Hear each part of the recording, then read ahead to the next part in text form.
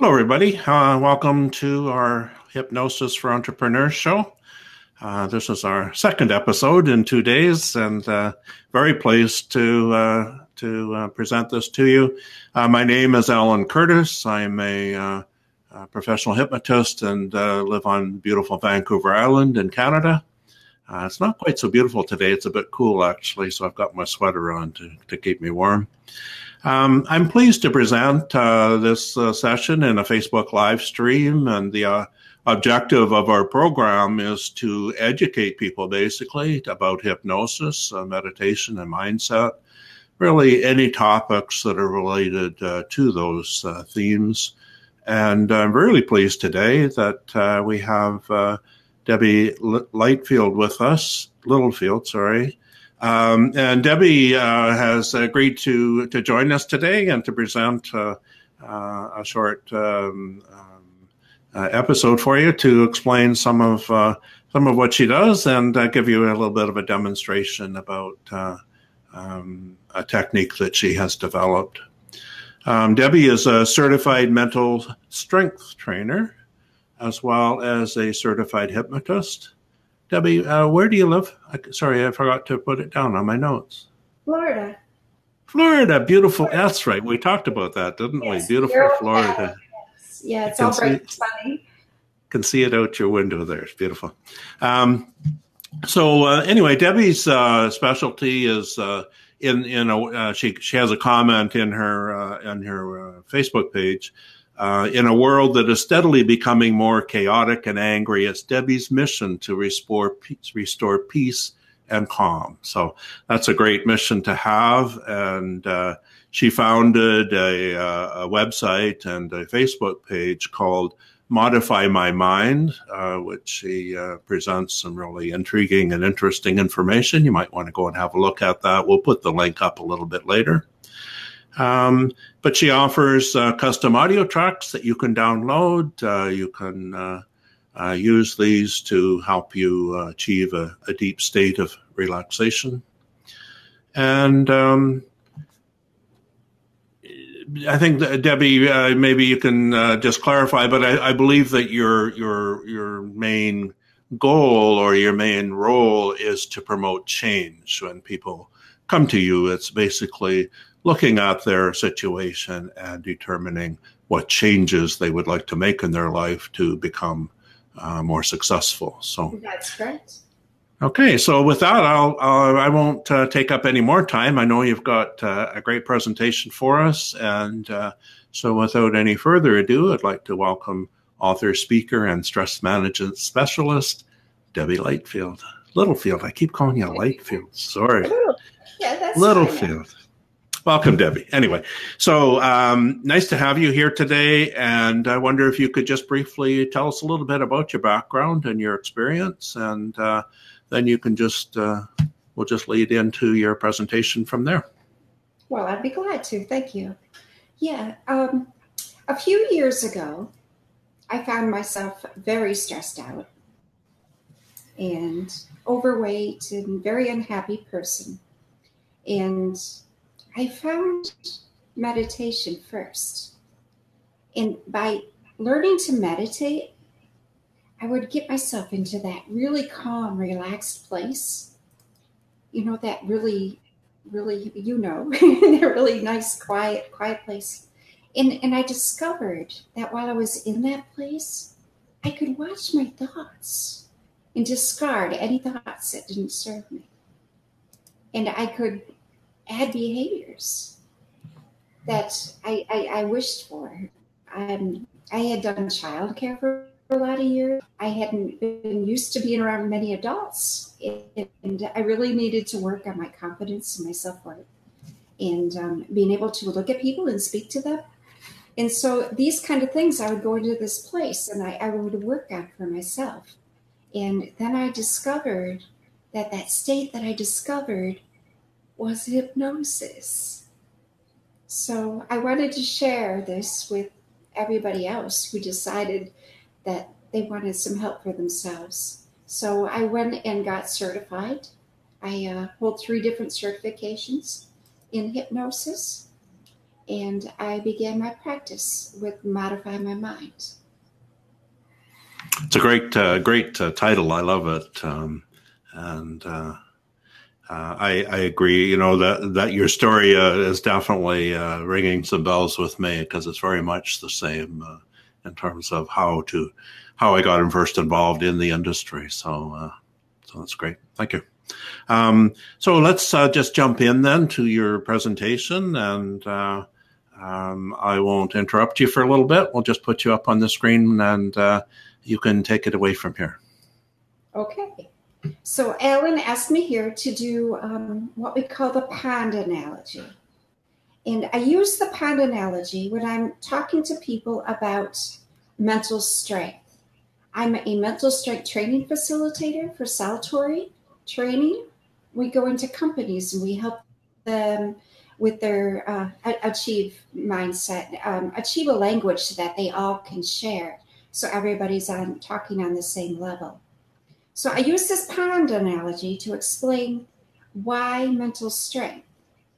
So it starts with a glass of water that we're going to pretend it's our pond. Now we're comparing our pond to our mind. So what happens to water if it just sits undisturbed? It goes stale and stagnant. So we need a steady flow, just like the pond. There's a steady flow of water, or for us, information, stimulus, everything that's going on around us flows into our minds, just like things flow into the pond. Well, throughout life, things begin to happen to cloud our pond. Things are flowing into it that aren't exactly healthy. And it starts from when we're just a little child. So I'm going to hold this glass here. And so you're a little child, and let's say you're hungry and you didn't get fed on time. And that clouds your pond just a little bit. And then you're growing a little older, and your best friend moves away. And what happens? It adds a little more mud to your pond. So now you're in school. Oh boy, you didn't pass the test. And it adds a little more. And then you have to go home and you have to tell mom and dad, I didn't pass the test, I didn't make the grade. And you get in trouble. And that adds a little bit more. And off to high school you go, and you get a crush on the girl, and you really want to ask her out, and you finally get enough nerve to do that. And guess what?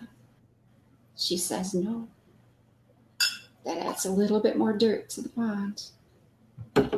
And then you go for your first job interview, and you're all excited. Oh my gosh, I'm going to get a job. And they turn you down. And that adds a little bit more. So you see your self-worth and your confidence and everything is going down a little bit. Every time a little bit of dirt is added to your pond.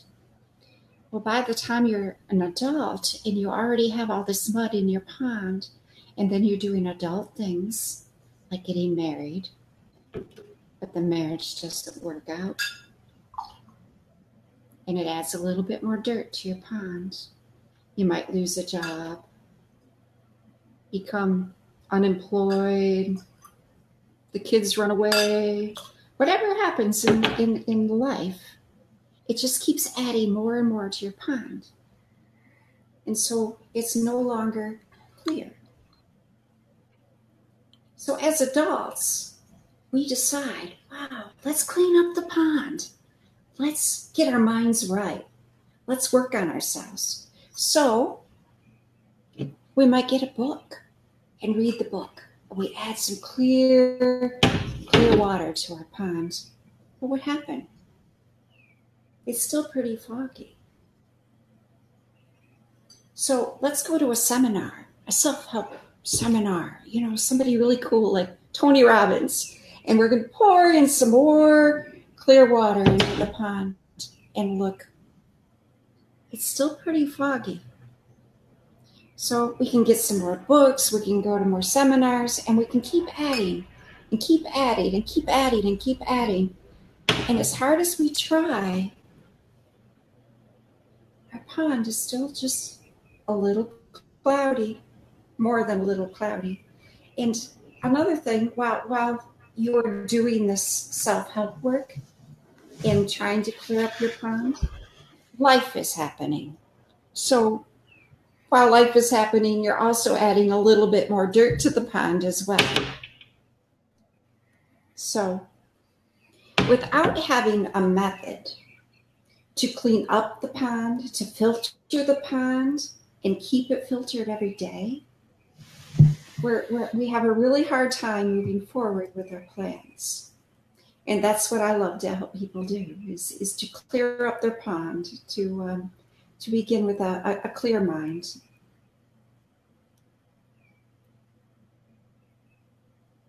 Did that make sense to everybody?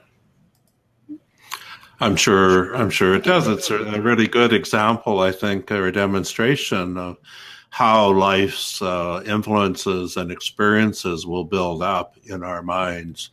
The thing that I often think about is that, virtually every experience that we've ever had in our entire life, or anything that's been told to us, is all retained in our subconscious, and it builds up over time, right? And so your analogy of the tea clouding in the water is very good. It really brings that home.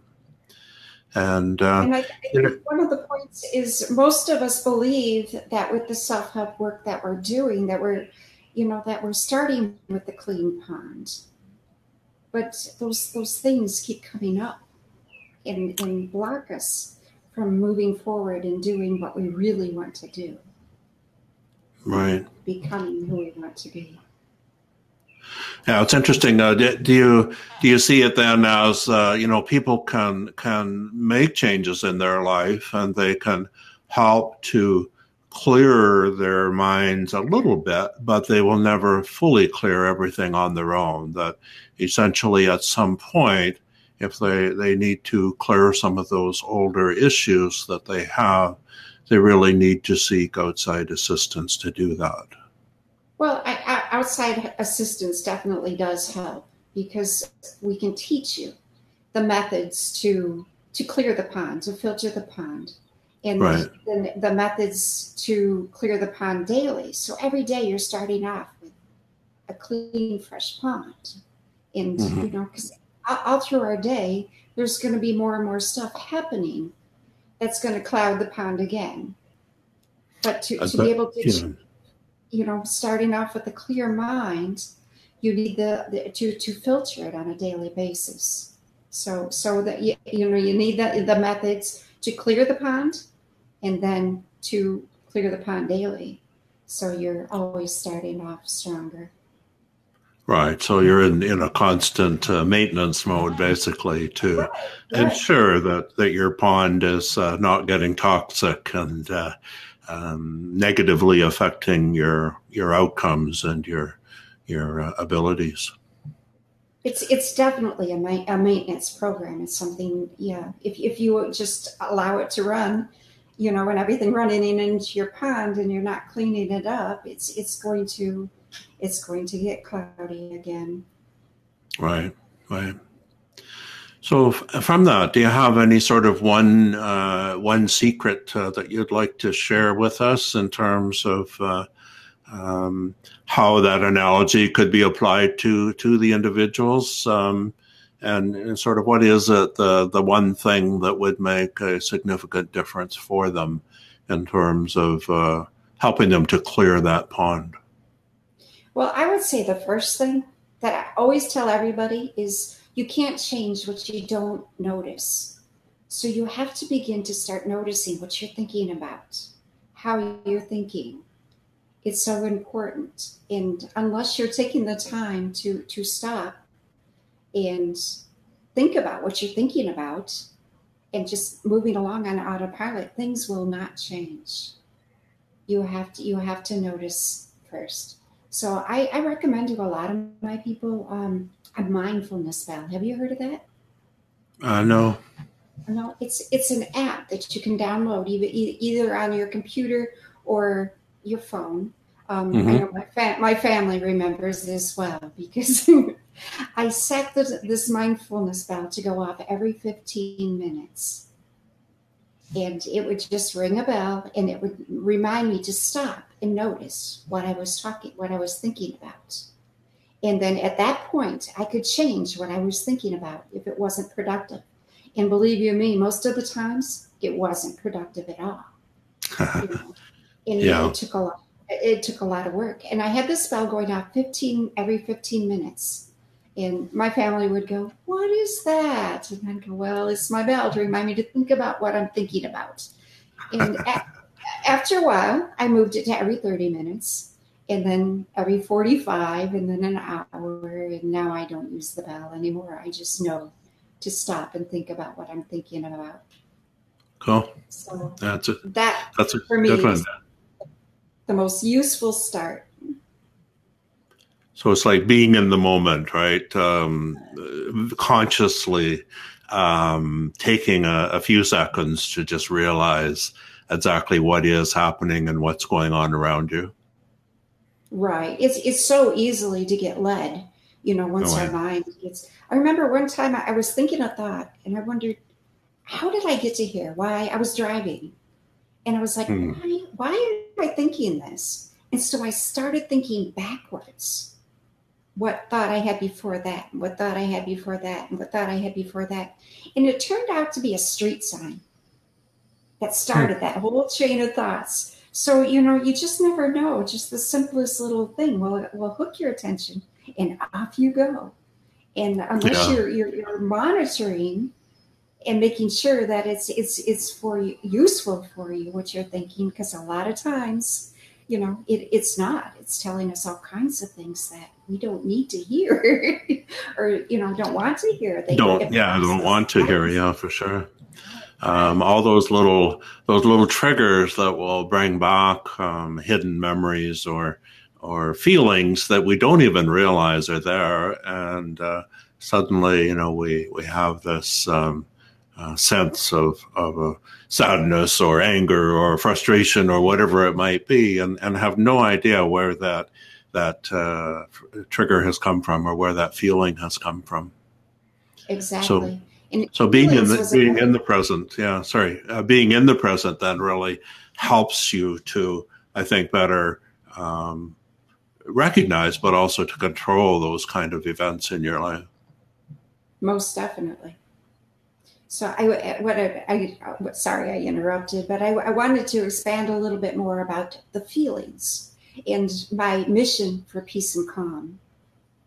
I really do believe that people have forgotten what it feels like to truly be relaxed. And without that memory, when a stressful situation comes up, we react just like we always react. And without having that memory to be able to call on it, to calm us down, we become angry and anxious and frustrated easily. And I'm sure all of you have realized that the world is becoming a little bit more frustrated and a little bit more angrier and a little more chaotic every day. And I don't know if you knew aggressive driving. I was shocked when I learned this, that there are twice as many fatalities from aggressive drivers than there are drunk drivers. Wow. That means twice as many people are hurt or killed by an aggressive driver than a drunk driver. That's huge. Yeah, it sure is. And then you've got to ask yourself, where are these drivers going? Most times when a person is in their car, they're either going to work or home. So who are they affecting with this aggression? And so that's my key mission to restore peace and calm and help people remember what it feels like to be calm, so they have that moment to call on. Yeah, no, that's a great message, and you're so right. I mean, every day we see road rage and things going on that you just sort of shake your head and say, like, where's that person coming from? And of course, we don't know. From the outside, watching a situation like that, you have no idea what it is that has triggered them, or why they are in that state, but it's so easy, I think, for people to react with those kinds of behaviors, the anger and the obscene gestures and all those kinds of things, yelling and screaming and all those things that go on almost automatically, triggered by some event or some belief system that they have that is basically controlling them and changing them from the nice person they really are into this rather uncontrolled and dangerous individual. It's quite scary. Yeah. Exactly. Yeah. And I don't believe that anybody just suddenly becomes angry. Even on the road. I mean, there's something already there. Yes. To trigger that kind of anger. And I believe it's built up stress. People aren't managing their stress, and it builds up and it builds up and it builds up. And let's say you get up to go to work and your alarm clock goes off and you put on your slippers and you get the perfect coffee and you get in your car and you drive off and everything is rosy and you get to work and you sit in the chair and the boss comes up and asks you for something and you're like smiling, sure, But let's say that your alarm clock went off late and one of your slippers was under the bed and the coffee was cold and bitter and you got into the car and there was traffic and now you're late and you get to work and you sit in the chair and your boss asks you to do something. You're going to a very different kind of response because of all that built up stress. So people really need to learn and work on managing that kind of stress before it comes anger. Right, because from the boss's view, he or she has no idea what you've been through that morning. So by reacting in that negative way, the message can be magnified because the person has no idea why you're giving them that message, right? They're expecting you to be the happy, cheerful person that you usually are. And it can be quite off-putting, really, to the other end. And then often the person will react in anger or frustration back, and things then just escalate out of proportion. They accelerate. And even if they don't accelerate, by treating another person that way, you're adding to their basket of stress. Yeah. So even if they don't react at that moment, you've added to their stress. And so they're going to go on throughout their day, picking up little more pieces of stress and adding it to them. And sooner or later, they're going to have the same kind of angry reaction. So if everybody took responsibility for themselves and learned to become, learn to manage their stress, the world would be a lot more peaceful. That's for sure. It sure would. Yeah. It sure would. I think you just have to relate to some of the social media messages that you see where for no apparent reason people are just being brutal and, criticizing and putting people down and generally being deliberately hurtful to people. It's a strange world we live in these days. We're all connected with this instant communication, and there are no filters. There's nothing to prevent me from calling somebody whatever I want to call them, and it's a bit scary because our young people are growing up with those kinds of influences constantly going into their heads and into their minds, and it doesn't just disappear, it gets recorded. So it's going to be very, very interesting to see how the current generation grows up and matures and how that will impact on society as a whole, because all that negativism and criticism and sort of snarky comments back and forth will have a huge impact on their life in the longer term. Oh, most definitely. Children really, really take it personally. Us as adults can weigh it out and, consider the source. But children don't do that. And no, they don't have the filters, right, that we do. And, and they really need to learn, a filtration system to clear that. So what doesn't work. So hypnosis, I guess that leads to hypnosis and the treatments that are possible or the benefits that are possible through hypnosis. I personally haven't been involved that long. It's been about a year and a half, I guess, since I went and got my first hypnosis treatment that basically displayed to me the power and the significance of the mind and what it can do. And obviously, I only know a very small amount, like any of us. If we're only using 10% of our mind, what is the other 90% capable of? And it's just so intriguing and so interesting. There's a lifelong learning going on there, and I won't live long enough, I'm sure, to learn all there is to know. But what an amazing field, and the gift that you and I have to be able to learn that and to be able to help people to overcome some of those feelings of anxiety and stress and anger. It's purely a gift. It really is. Hypnosis itself is so relaxing in itself that if it didn't do anything else, it will teach you to be calm and peaceful. Yeah. And so often, I find anyway that when I hypnotize somebody, I like to use the progressive muscle relaxation techniques because nobody these days knows how to relax properly. And going through that process with somebody, separate from, any sort of therapy that you're doing for them, when they come back out of that relaxed state, the look on their face is just priceless. It is. It is.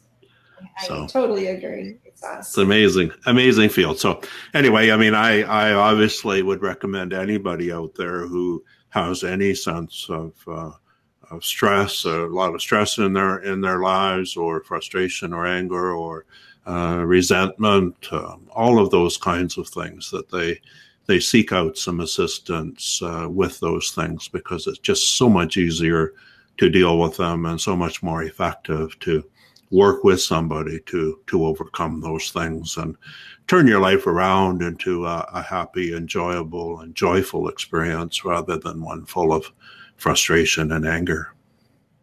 Exactly. So we're just about near the end of our time, but I understand there's something exciting coming up. Tell us about your new book. Oh, A Manager's Guide to Keeping Calm. Yeah. Sounds good. It's mainly targeted towards the person in the middle, that has staff and employees under them and people they need to report to on top. And they have so much stress, and for both ends. From both ends. And they have nobody to go to. Because if they go to the uppers, they're showing, that they're not capable. And if they go to the other people, then they're not trusted and respected leader. So they're stuck in the middle without people to go to. So those are the people that my book will reach out to and help remain calm in the workplace.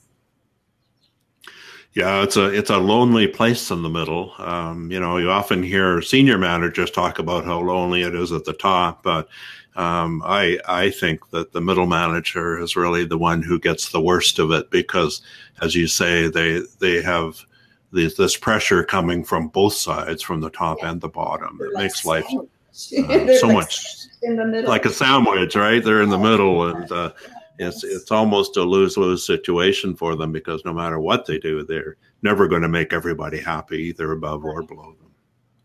So through techniques that they can learn to remain calm, And then the final chapter is about hypnosis and how it can be used to help instill those behaviors. Good. Okay. And when is it due to be released? How close are you? Well, I'm still a little ways off. Are you? Yeah, it's like at the manuscript state. So it needs to be audited, edited, and then published. So I'm a little bit off, but I'm eagerly working. Yeah, what a great project though for you. I mean, it's a great goal to have, and just the learning that goes on as you research and put those thoughts into words and put it on paper can have a huge impact on you yourself, I'm sure. Oh yes. Okay.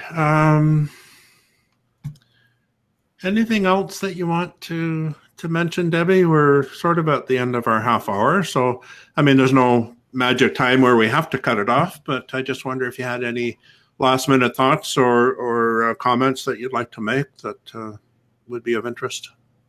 Well, I would just like to ask everybody to take more responsibility for their anger and their anxiety and stress and learn to manage it. And let's make the world a little bit more calmer and peaceful so everybody can live in happiness. And